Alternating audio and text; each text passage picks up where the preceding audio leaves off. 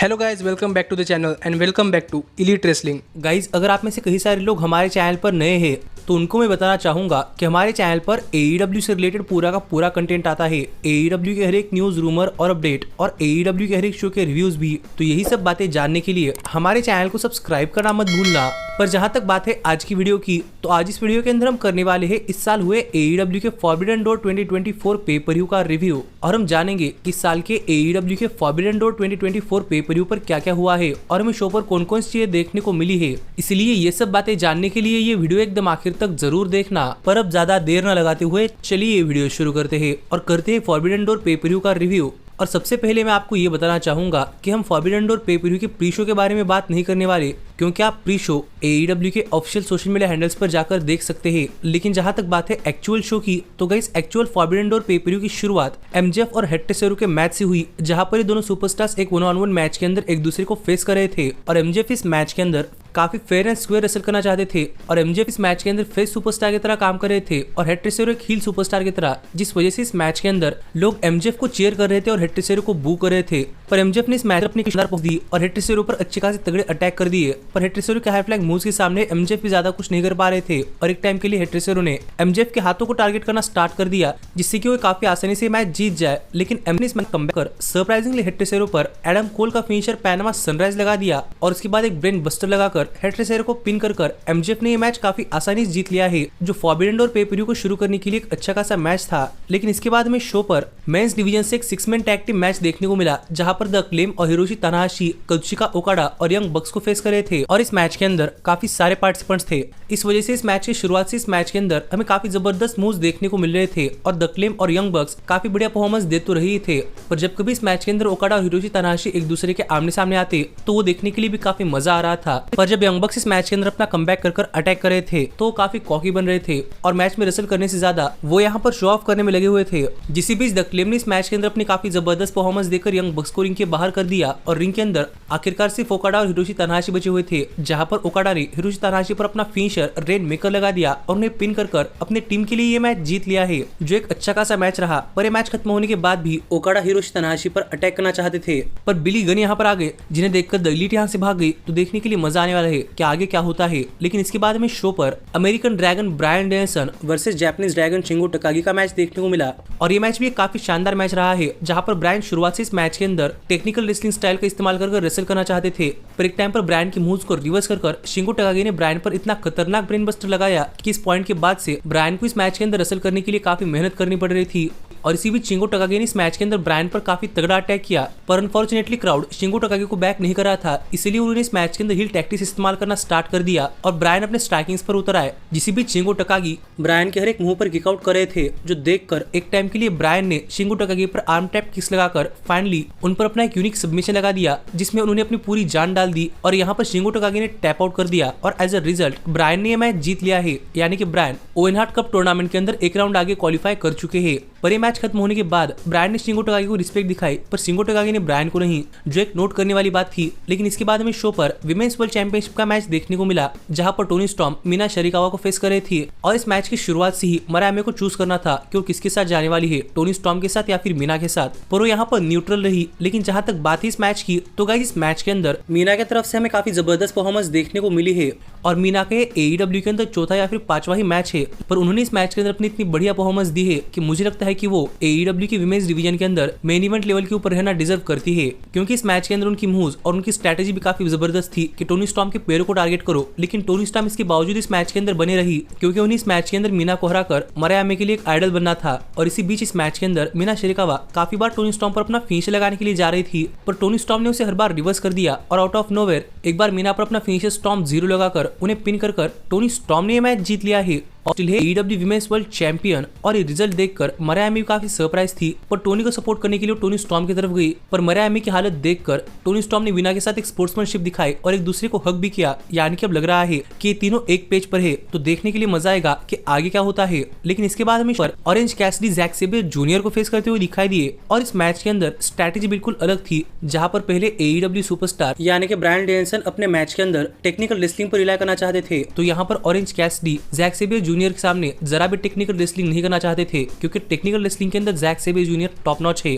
पर Jack सेबियर junior के चलते हमें इस मैच के अंदर ऑरेंज कैसिडी भी थोड़ी फार टेक्निकल रेसलिंग स्किल्स देखने को मिली, जो देखकर मैं तो काफी सरप्राइज था। और जैक सेबियर जूनियर का मैच काफी अलग टाइप का होता है, जहां पर आपको स्ट्राइकिंग्स कम और होल्ड्स ज्यादा देखने को मिलते हैं। इसलिए मुझे ये मैच उतना पसंद तो नहीं आया, लेकिन इसके बावजूद भी ऑरेंज कैसिडी ने इस मैच के अंदर अपने हाई फ्लाइंग मूव्स लगाकर इस मैच में थोड़ी फार जान डाल दी। लेकिन इसके बावजूद भी ऑरेंज कैसिडी ये मैच जीतने के काफी करीब नहीं पहुंच रहे थे, जो देखकर ऑरेंज कैसिडी एक टाइम पर जैक सेबियर जूनियर पर माउस ट्रैप पिन करने के लिए गए। पर जैक सेबियर जूनियर ने इसे अपने ऑक्टोपस होल्ड के अंदर कन्वर्ट कर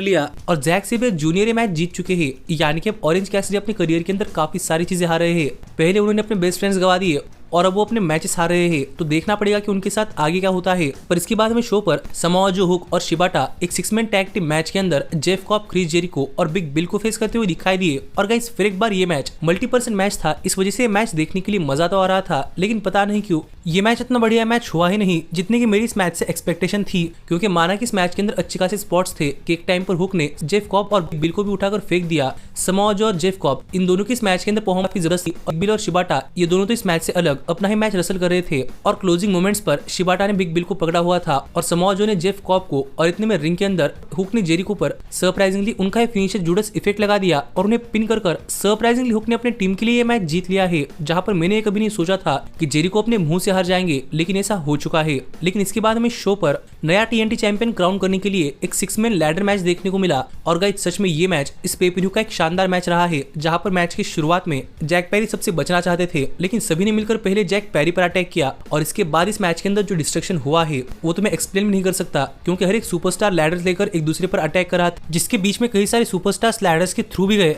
और इन सब में डांटे मार्टिन तो अपने अलग ही हाई फ्लाइंग मूव्स लगा रहे थे। तो सोचिए कि मैच कितना क्रेजी और कितनी सारी चीजों से भरा हुआ था। और ऐसे में हमने एक टाइम पर देखा कि मार्क ब्रिस्को ने रिंग के नीचे एक टेबल लेटाकर उसके ऊपर टेकित्सा को लेटाया और उसके ऊपर लैडर रखकर उस पर जंप कर दिया, जो कि इस मैच की काफी इंसेन मूव थी। और मार्क ब्रिस्को ने ऐसे एक और डाइव लगाए, लेकिन इस बार रिसीविंग एंड पर जंगल बॉय थे और टेबल ब्रेक नहीं हुआ। पर ऐसे इस मैच के अंदर हमें काफी OMG स्पॉट्स देखने को मिल रहे थे। और एक टाइम के लिए तकेत्सा ने तो अपने अपोनेंट को उठाकर रिंग के नीचे टेबल्स के थ्रू ब्लू थंडर बॉम्ब लगा दिया, जो इस मैच की काफी शानदार मूव रही। और इस पॉइंट तक सभी सुपरस्टार्स इस मैच से आउट हो चुके थे, सिर्फ मार्क ब्रिस्को और जंगल बॉय को छोड़कर। लेकिन जंगल बॉय ने रिंग के अंदर आकर मार्क ब्रिस्को पर स्टील चेयर से अटैक कर दिया और आखिरकार लैडर चढ़कर जंगल बॉय ने TNT चैंपियनशिप उतार ली और जंगल बॉय बन चुके हैं नए TNT चैंपियन। और अब देखने के लिए मजा आएगा कि आगे जंगल बॉय क्या क्या करते हैं। लेकिन इसके बाद हमें शो पर मर्सिडीज मो ने अपनी AEW TNT championship challenger Stephanie Vaquer के खिलाफ डिफेंड करती हुई दिखाई दी, जो मैच टाइटल फॉर टाइटल था, यानी जो कोई सुपरस्टार जीतता उन्हें दोनों टाइटल मिलते।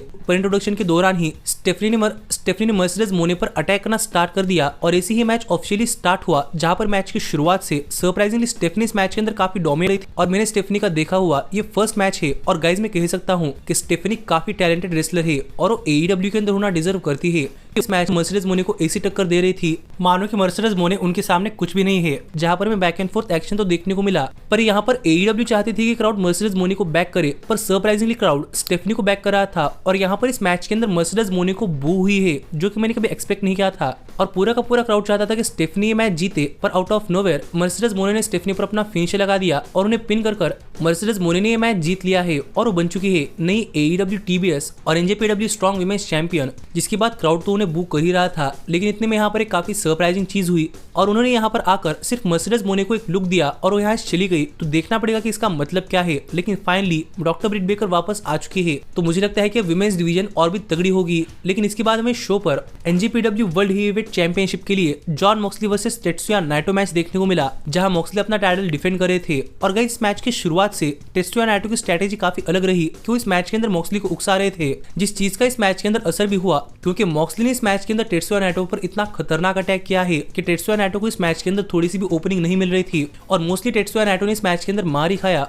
और मानो कहीं टाइम पर उन्हें लग ही रहा था कि वो मॉक्सली को क्यों उकसा रहे हैं, पर इसका फायदा टेत्सुया नाइटो होने वाला था, क्योंकि मॉक्सली इस मैच के अंदर इतने फ्रस्ट्रेट थे कि वो काफी जल्दी ये मैच खत्म करना चाहते थे। इसलिए मॉक्सली ने कई बार टेत्सुया नाइटो पर अपना फिनिशर भी लगा दिया, पर नाइटो किक आउट कर रहे थे, जो देखकर मॉक्सली काफी फ्रस्ट्रेट हो रहे थे। और ये देखकर मॉक्सली एक टाइम के लिए रिंग के अंदर स्टील चेयर लेकर आ गए और मॉक्सली उस स्टील चेयर पर टेत्सुया नाइटो को फिनिशर लगाना चाहते थे, पर रेफरी ने ऐसा नहीं होने दिया, जो देखकर मॉक्सली गुस्सा हो रहे थे। और जब मॉक्सली रेफरी की तरफ गुस्सा थे तो इसी चीज का फायदा उठाकर टेत्सुया नाइटो ने मॉक्सली पर अपना फिनिशर डेस्टिनो लगा दिया और उन्हें पिन कर सरप्राइजिंगली टेत्सुया नाइटो ने यह मैच जीत लिया है और वो बन चुके हैं नए एनजेपीडब्ल्यू वर्ल्ड हेवीवेट चैंपियन। जो रिजल्ट मैंने आपसे कहा था कि ऐसा होगा, और गाइस फाइनली हमें नया वर्ल्ड चैंपियन मिल चुका है। तो देखने के लिए मजा आएगा कि आगे क्या होता है। पर मेरे लिए ये काफी सरप्राइजिंग था कि मॉक्सली एक फिनिशर पर हार गए। पर इस सब के बाद फाइनली यहाँ पर टाइम हो चुका था शो के मेन इवेंट का, जो कि एक 5 स्टार मैच था, जहां पर हमें स्वर्ग स्ट्रिकलैंड अपनी world heavyweight championship challenger will osprey के खिलाफ डिफेंड करते हुए दिखाई दिए। और गाइस जैसे ही मैच शुरू हुआ वैसे ही हमें इस मैच के अंदर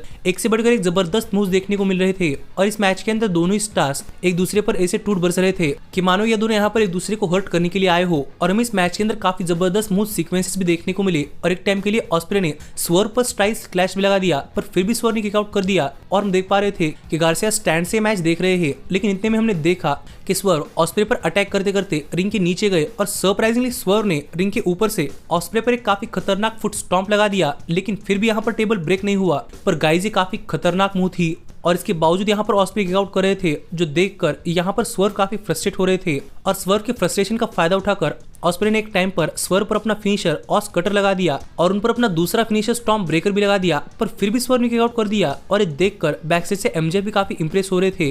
और ये देखकर ऑस्प्रे सरप्राइजिंगली स्वर्ग पर टाइगर ड्राइवर 91 लगाने के लिए गए, पर स्वर्ग ने इसे रिवर्स कर दिया और ऑस्प्रे पर उनका ही फिनिशर हिडन ब्लेड लगा दिया। और वो ऑस्प्रे पर अपना फिनिशर फुट स्टॉम्प लगाने के लिए गए, पर ऑस्प्रे ने इसे रिवर्स कर दिया और वो स्वर्ग पर हिडन ब्लेड लगाने के लिए गए, पर स्वर्ग ने इसे डॉज कर दिया और उन्होंने रेफरी पर हिडन ब्लेड लगा दिया। और यहाँ पर रेफरी नॉकआउट हो चुका था, पर ऑस्प्रे ने फिर एक बार स्वर्ग पर एक और हिडन ब्लेड लगा दिया और यहाँ पर रेफरी को पिन कर और उन्हें यहाँ पर पिन कर दिया। पर काउंट करने के लिए रेफरी नहीं था। और इतने में यहाँ पर डॉन कैलस ऑस्प्रे को देखने के लिए आए और उन्होंने ऑस्प्रे को एक स्क्रू ड्राइवर हैंडओवर कर दिया, जहां वो चाहते थे कि ऑस्प्रे स्क्रू ड्राइवर का इस्तेमाल करे। पर ये देखकर प्रिंस नाना ने डॉन कैलस को धक्का दे दिया और गुस्से में ऑस्प्रे प्रिंस नाना पर स्क्रू ड्राइवर से अटैक करने के लिए गए, पर उन्हें रियलाइजेशन हिट हुई और उन्होंने ऐसा नहीं किया। और वो जैसे रिंग के अंदर गए वैसे स्वर्ग ने ऑस्प्रे पर हाउस कॉल लगा दिया और अपना दूसरा फिनिशर स्वर्ग स्टॉम्प पे लगा दिया। पर फिर भी ऑस्प्रे किक आउट कर पाए, जो देखकर स्वर्ग काफी फ्रस्ट्रेट हो गए। और यहाँ पर स्वर्ग ने ऑस्प्रे का हाथ काफी बुरी तरीके से ट्विस्ट कर ब्रेक कर दिया और फिर एक बार उन पर अपना फिनिशर हाउस कॉल लगा दिया। लेकिन फिर भी ऑस्प्रे ने किक आउट कर दिया, जो देखकर मैं तो काफी सरप्राइज था।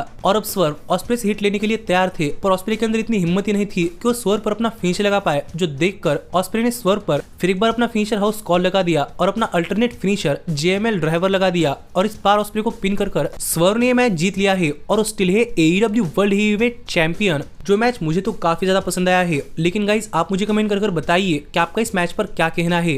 पर ये मैच खत्म होने के बाद स्वर्ग ने ऑस्प्रे को स्पोर्ट्समैनशिप भी दिखाई और यहाँ पर ऑस्प्रे और काइल फ्लेचर ये दोनों काफी नाराज थे, पर स्वर्ग ने अपनी चैंपियनशिप रिटेन कर ली है। और इसी साल का फॉरबिडन डोर पेपरव्यू खत्म हुआ, जिस पेपरव्यू पर आपका क्या कहना है आप मुझे कमेंट कर बताइए। और ऐसे ही AEW से रिलेटेड हर एक न्यूज रूमर और अपडेट और AEW के हर एक शो का रिव्यू पाने के लिए हमारे चैनल को सब्सक्राइब करना मत भूलना। पर अब मैं मिलता हूँ आपसे अगली वीडियो के अंदर, पर तब तक stay healthy, stay happy and keep watching Elite Wrestling.